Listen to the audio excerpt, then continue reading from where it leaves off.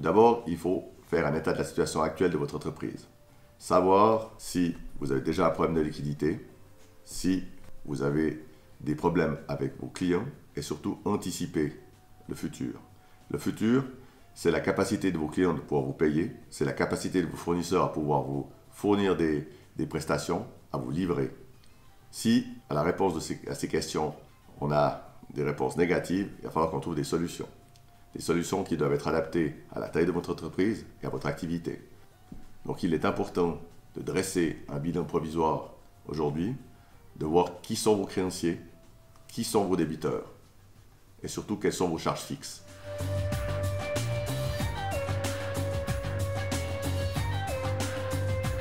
L'État a mis en place un certain nombre de mesures pour aider les entreprises. La mesure principale est la RHT, c'est les réductions des horaires de travail.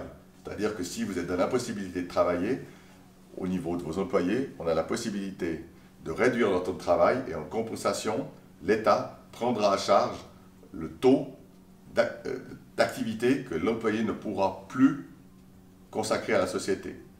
C'est-à-dire, si vous avez un employé qui travaille à 100% et que vous devez réduire son taux d'activité à 50%, l'État prendra à charge 50% de son salaire.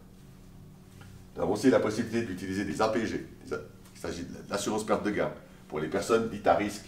Les personnes dites à risque sont les personnes qui sont soit cardiaques, soit qui ont des problèmes respiratoires, mais aussi les personnes qui doivent garder leurs enfants et qui sont donc dans l'impossibilité de venir travailler. Dans ce cadre-là aussi, l'État prendra à charge le salaire de votre employé. Les financements. Le premier problème auquel votre entreprise va être confrontée est un problème de liquidité. Pour pallier au manque de liquidité, le seul moyen est d'obtenir un crédit. Ce crédit, les banques seront prêtes à vous l'accorder grâce au soutien que l'État va mettre en place. Il s'agit de cautionnement, il va s'agir de prêts à taux préférentiels qui pourront être obtenus sur la base d'informations qu'il faudra fournir à l'État. Nous avons aussi la possibilité de demander des plans de paiement pour le paiement de la TVA, des impôts directs de la société et également des charges sociales. C'est-à-dire que vous allez pouvoir décaler le paiement de vos charges sociales et de vos impôts sur l'année ou sur les 2 ou 3 années à venir.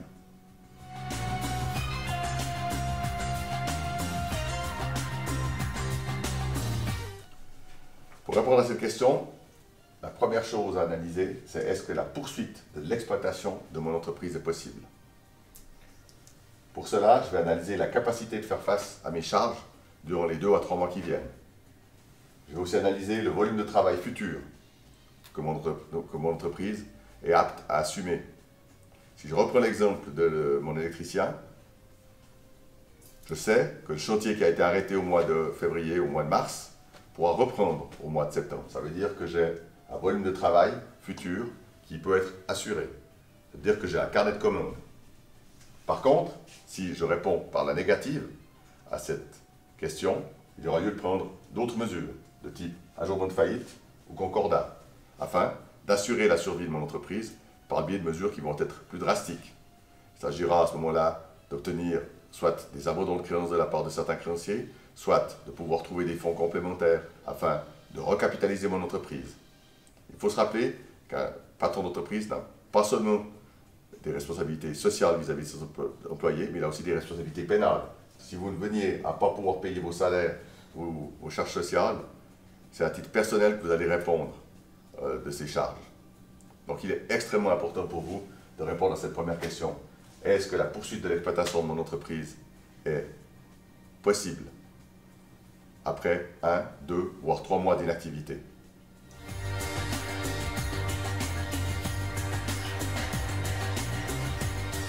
Pour conclure, quels sont les documents qui vont nous être extrêmement utiles dans les semaines et mois qui viennent? Dresser très rapidement un bilan 2019. Dresser une situation intermédiaire. Connaître le montant de vos débiteurs, le montant de vos créanciers.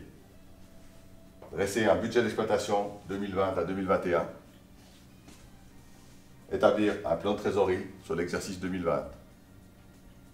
Sur la base de ces éléments, vous allez pouvoir obtenir les aides de l'État, vous allez pouvoir garantir la survie de votre entreprise, ces informations sont les informations sur lesquelles nous pourrons vous aider.